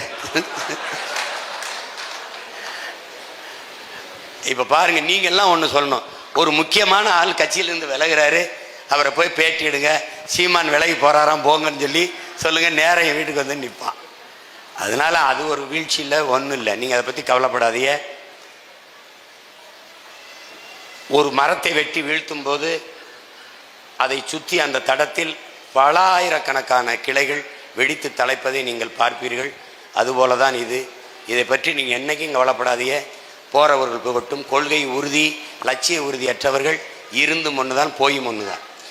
அதனால ஒன்றும் இல்லை, நீங்க இருக்கீங்க, உங்களுக்கும் கீழே பல ஆயிரக்கணக்கான தம்பிதங்கள் படித்து கொண்டிருக்கிறார்கள், அவர்களுக்குத்தான் இந்த கட்சி அண்ணன் நடத்துறேங்கிறத நீங்க கவனத்தில் வச்சுக்கணும். அதனால அதை பத்தி கவலையே படாதீங்க. மாசேக்துங் சொன்னதுதான், அவர்கள் கூட வந்த தோழர்கள் இறந்து போகிறார்கள், உயிரற்ற உடலை தூக்கி சுமப்பது தேவையற்ற சுமை, அதனால் இங்கேயே அடக்கம் செய்யுங்கள், நாம் செல்லலாம் என்று வணக்கம் செலுத்தும் போது அவர் சொன்னது, இறந்தவர் போக இருப்பவர் முன்னேறுக, அதேதான் சென்றவர் போக நின்றவர் போராடுக, அவ்வளவுதான். அதை விட்டுருங்க. வேற கேள்வி. நானும் சிவகங்கை தான். வர 2026 சட்டமன்ற தேர்தலில் நீங்க நம்ம சொந்த மண்ணான சிவகங்கையில போட்டிடுவீங்களா? அந்த மாதிரி ஏதாவது எண்ணம் இருக்கா?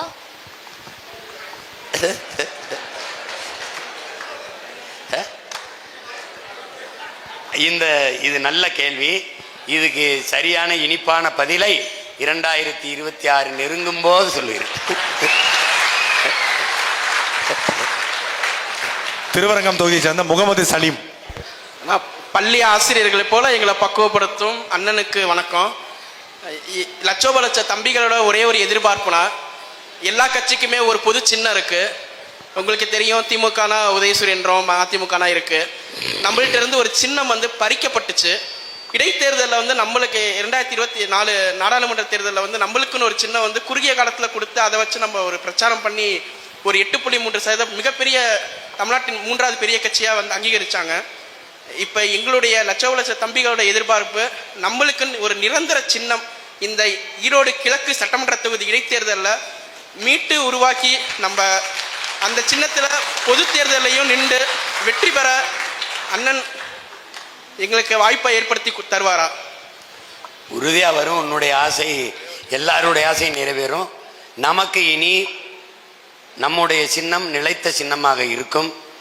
அது ஒரு பொது சின்னமாக வரும். நீ விரும்பி எதிர்பார்க்கிற சின்னமே வரும். அதை பற்றி கவலைப்படாத, வாங்கிட்டு வருவோம். ஆனாலும் நம்முடைய கோட்பாடு, நம்முடைய கட்சியின் கொள்கை முடிவு வந்து ஒரே சின்னம் ஒரு கட்சிக்கு தொடர்ச்சியாக கொடுப்பது கூடாது என்பது நம்ம கொள்கை. நீங்கள் ஒவ்வொரு தேர்தலுக்கும் ஒவ்வொரு சின்னத்தை கொடுக்கணும்.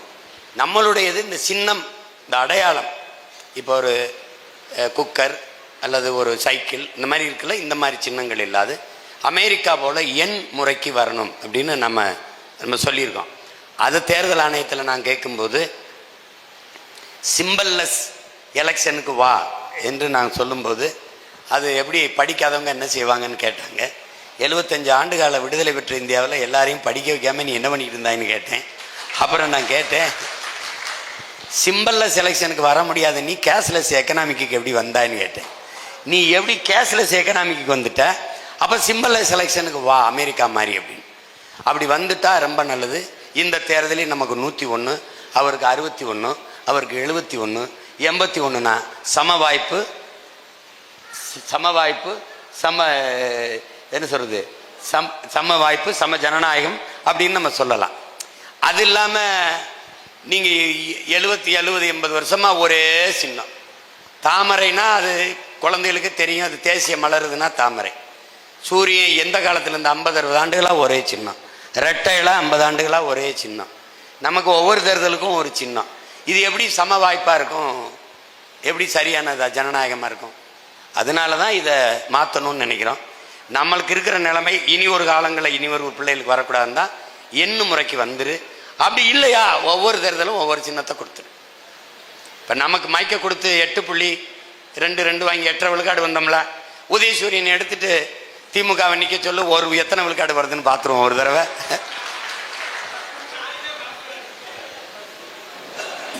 கொடுத்த சின்னத்தை மறந்துட்டு உதயசூரியன் கோட்டு கட்டுக்கிட்டு இருப்பாங்க. உனக்கு புதுசாக ஒரு சின்னத்தை கொடுத்து விட்டின்னு வச்சுக்க மறந்துடுவாங்க. எனக்கு கவலைப்படாத, உறுதியாக நீ நினைக்கிற மாதிரி ஆகச்சிறந்த சின்னம் வரும். அந்த சின்னம் நமக்கு நிலைத்த சின்னமாக இருக்கும். ஆனால் இறுதியாக 2 கேள்விகள். திருச்சி மேற்கு தொகுதியிலிருந்து துரைமுருகன்.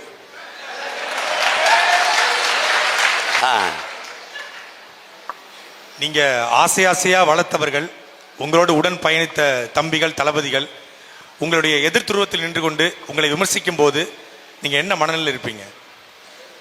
என்னுடைய சின்ன மகன் மாவீரன் வந்து இப்படி கூப்பிடுவான், குனிய சொன்னான் ஒரு தடவை. அவன் முத்தம் கொடுக்கத்தான் குனிய சொல்றான்னு நினைச்சேன். ஒரே அறையா சப்புன்னு கிணத்துல வந்துட்டு ஓடிப்பிட்டான். அந்த மனநிலை தான் எனக்கு இருக்கும். தலைவர் சொன்னதா, உமய மகேஸ்வரனும் அண்ணனும் சமகால தோழர்கள், நண்பர்கள், ஒரே நேரம் இயக்கத்தில் இருந்தவர்கள். தொடக்காலத்திலேருந்து சென்னை பாண்டி பஜாருங்கிற ஒரு இடத்துல 2 பேருக்கும் சண்டை. அண்ணனும் அவரும் கட்டி உருண்டு சண்டை போட்டுட்டாங்க. ஒருவர் துப்பாக்கி வச்சு சுட்டுக்கிட்டாங்க. அது ஒன்றும் இது இல்லை, கருத்து முரண்தான். அப்போ தலைவர்கிட்ட அனிதா பிரதாப்புங்க அந்த ஒரு ஊடகவியலாளர் பேட்டியில் கேட்குறாங்க, என் மக்களின் விடுதலைக்காகன்னு அந்த நூல், அது எல்லாரும் வாங்கி படிக்கலாம். தலைவருடைய மனம் திறந்த பேட்டி இருக்குது. கலைனா என்ன, இலக்கியம்னா என்ன, எதற்கு அரசியல்னா என்ன, எல்லாவற்றுக்கும் புத்தகம் இருக்குது. நான் கூட எல்லாருக்கும் சொல்லி படிங்கன்னு சொன்னேன். என் மக்களின் விடுதலைக்காக அப்படிங்கிறது அந்த புத்தகம். ஒரு பெரிய புத்தகம் இல்லை, இவ்வளோ சின்னதுதான். அதில் அண்ணன் சொல்கிறாங்க, சமகால தோழர் தான், அவருக்கு அந்த பொறுப்பை நான் தான் கொடுத்தேன். ஆனால் தனிப்பட்ட நட்பு உறவா இயக்கமா என்று வருகிற போது இயக்கம்தான் முக்கியம். அதனால்தான் அந்த நடவடிக்கை எடுக்கப்பட்டது என்று திரும்ப திரும்ப உங்களுக்கு அண்ணன் சொல்வது தான். 1000 ஆடுகளை மேய்க்கிற ஒரு மேய்ப்பன், ஒரு ஆடு ஒரு குட்டி ஆடு, ஒரு சின்ன ஆடு. அந்த தாயின் வயிற்றிலிருந்து வரும்போது நானே தான் பிரசவம் பார்த்தேன். என் கையில் தான் அது குட்டியை போட்டது. நான் தான் அதை பறிக்கி விட்டேன். அதற்கு எல்லாம் பார்த்தேன், இலை கொடுத்தேன், குறைகள் எல்லாம் வச்சேன். அதற்கும் ஒரு செல்ல பேர் வைத்தேன், வளர்த்தேன். இந்த 1000 ஆடும் ஒரு இடத்தில் மேயும் போது 999 ஆடு ஒரு இடத்தில் நிற்கும் போது இந்த ஒரு ஆட்டுக்குட்டி வெவ்வேறு இடங்களில் ஓடி ஓடி ஓடி பேச்சு கேட்காமல் தனியாக திரிந்தால், இந்த ஒவ்வொரு ஆட்டுக்குட்டியை பற்றி இந்த மேய்ப்பன் கவலைப்பட்டால் 999 ஆடும் சிதைந்து களைந்து வீணாகிடும். தான் செல்லமாக வளர்த்த ஆட்டுக்குட்டி என்றாலும் அந்த குட்டியை பழியிட்டுத்தான் ஆக வேண்டும். அதுதான் நல்ல மேய்ப்பனுக்கு அழகு. வேற வழியே இல்லை. எனக்கு என் லட்சியத்தை தொட வேண்டும் என்றால் இந்த மாதிரியான இந்த சின்ன சின்ன இதுகளெல்லாம் பொருள்படுத்தாமல் நாம் நடந்து போய்கொண்டுதான் ஆக வேண்டும். கடந்து போய்த்தான் தீர வேண்டும். இது எனக்கு மட்டுமல்ல, இதற்கு முன்பு இந்த களத்திலே நின்ற எண்ணற்ற தலைவர் பெருமக்களுக்கு இது நிகழ்ந்திருக்கிறது. குறிப்பாக நம்முடைய தலைவருக்கு இது நிறைய நடந்திருக்கு. நீங்கள் அதையெல்லாம் கவலையே விடாதீர்கள், கவலையே விடாதீர்கள்.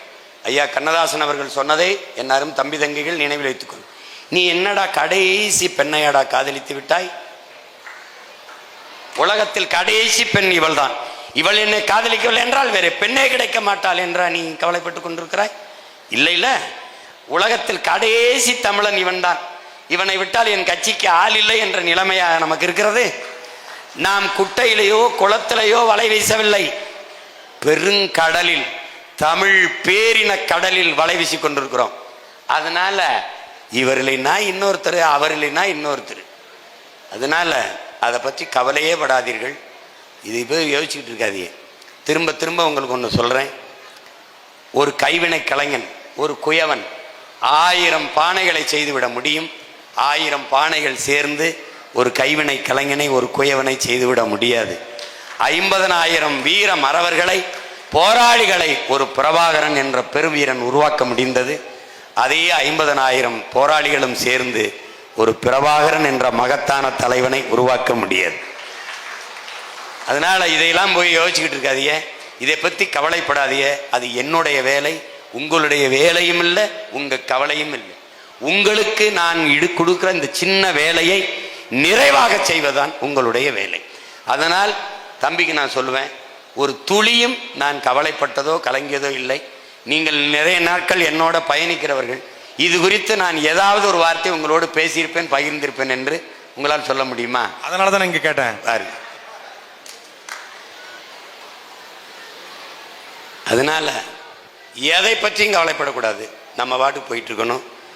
இங்கே அமர்ந்திருக்கிற என் உடன் பிறந்தார்களுக்கு, என் பேரன்புமிக்க பெற்றோர்களுக்கு சொல்லுவேன், நாம் தமிழர் கட்சியில் இருக்கிற ஒருவனுக்கு, தன்னை இணைத்து கொண்ட ஒருவனுக்கு இரத்த உறவை விட லட்சிய உறவு மேலானது என்ற எண்ணம் இருக்கணும்.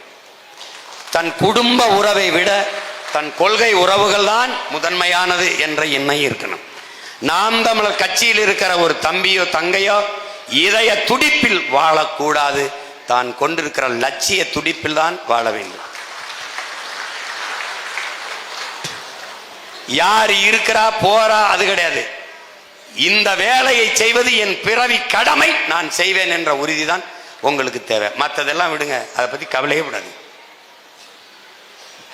யார் சரி சரியில்லை என்பதல்ல, நான் சரியா இருப்பேன், இந்த உறுதியான நிலைப்பாட்டுக்கு வந்துடும். அப்படி எல்லாரும் சரியாக, நான் யார் சரியா இருந்தாலும் இல்லைனாலும் நான் சரியா இருப்பேன், யார் சரியா இருந்தாலும் இல்லைன்னா நான் சரியா இருப்பேன், யார் சரியா இல்லைனாலும் நான் சரியா இருப்பேன், எல்லாரும் சரியா இருந்துட்டா எல்லாம் சரியாயிரும். That's all your honour. அவ்வளவுதான்.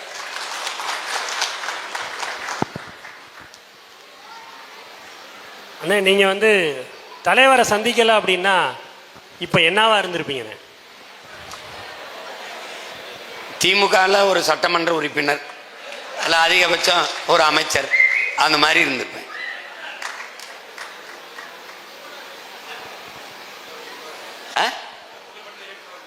புகழ்பெற்ற இயக்குனராக இருந்திருப்பேன். அது ஆனால் தலைவரை அதை விட சொல்லலை. என்னை ஒன்றை செய்ய ஒன்றையோ, ஒன்றை செய்ய ஒன்றையோ விட்டுறாதீங்கன்னு தான் எனக்கு சொன்னார். அவர் என்ன சொன்னார்னா, இது ஒரு திரைப்படமும் பேச்சும், திரைக்கலையும் பேச்சும், இராணுவத்தின் வலிமைமிக்க 2 படைப்பிரிவுகள், இது ரெண்டு ஆற்றலும் உங்ககிட்ட இருக்கு. ஒன்றை செய்ய ஒன்றையோ, ஒன்றை செய்ய ஒன்றையோ விட்டுறாதீங்கன்னு சொன்னார். அது சரிதான். ஆனால் இந்த வேலையை செய்யும்போது அந்த வேலையை செய்ய முடியல. ஏன்னா தொடர்ச்சியாக சிறைப்படுத்தப்பட்ட உடனே என்னோட சேருவதற்கு, பழகுவதற்கு, நடிப்பதற்கு, படம் எடுப்பதற்கு எல்லாரும் பயந்துட்டாங்க. இப்போ வரைக்குமே உங்களுக்கு தெரியும், பயப்படுவாங்க. கொஞ்ச நாள் உங்களுக்கு தெரியாது, நான் அந்த கட்சி ஆரம்பித்த காலகட்டங்களில் எனக்கு தங்குவதற்கு கூட விடுதிகள் கொடுக்க மாட்டாங்க. பல நாட்கள் என்னுடைய மகிழ்வுந்து ஒன்று இருக்கும், அதை ஒரு ஓரமாக காட்டு வெளியில் சாலைகளை நிறுத்திட்டு அதிலே தான் தூங்குவோம். கொஞ்சம் தூரம் நடந்து போய் வயக்காடுகள் இருக்கிற நில அந்த நீர் இறைப்பான இந்த பம்ப் செட்டில் போய் குளிச்சுட்டு அப்படி தான் வாழ்ந்தோம். அதெல்லாம் என்ன ஆயிருதுன்னா ஒரு அடக்க முடியாத வெறியை எனக்குள்ளே ஏற்படுத்திடுச்சே ஒழிய, அதனால் நான் அஞ்சலை. அப்படியெல்லாம் நெருக்கடி இருந்தது. அந்த சூழலில் யார் திரைப்படத்தில் நடிக்க பயந்து கொண்டார்கள். அது இப்போ படம் எடுக்கிறதா படை எடுக்கிறதான்னு பார்த்தா பாம்பு கூட படம் எடுக்குது. செம்மி நம்ம படையை எடுப்போம்னு இதை எடுக்க வேண்டியது இருக்கு. எனக்கும் சேர்த்து தான் என் தம்பி வெற்றிமாறன் எல்லா படத்தையும் எடுத்துக்கிட்டு இருக்கான். அதனால ஓ அவ்வளோதான, கேள்விகளே இல்லாத அளவுக்கு கேட்டுட்டீங்களா? அதான். வணக்கம் ஐயா, நான் இங்கே நலம், நீங்கள் நலமா? எனக்கு ஒரு சின்ன ஆசை, உங்கள் முன்னாடி நான் பரதநாட்டியம் ஆடலாமா? ஆடலாம். இப்போ ஆட போறீங்களா? சரி வாங்க ஆடுங்க. பாட்டு வேணும்ல? பாட்டு அம்மா செல்லு இருக்கியா? படம் எடுத்துக்கிறோம். நீங்கள் இன்னொரு நாள் நீங்கள் எனக்கு முன்னாடி ஆடி காட்டுங்க. வாழ்த்துக்கள். சிறப்பாக காத்துக்கு நல்லா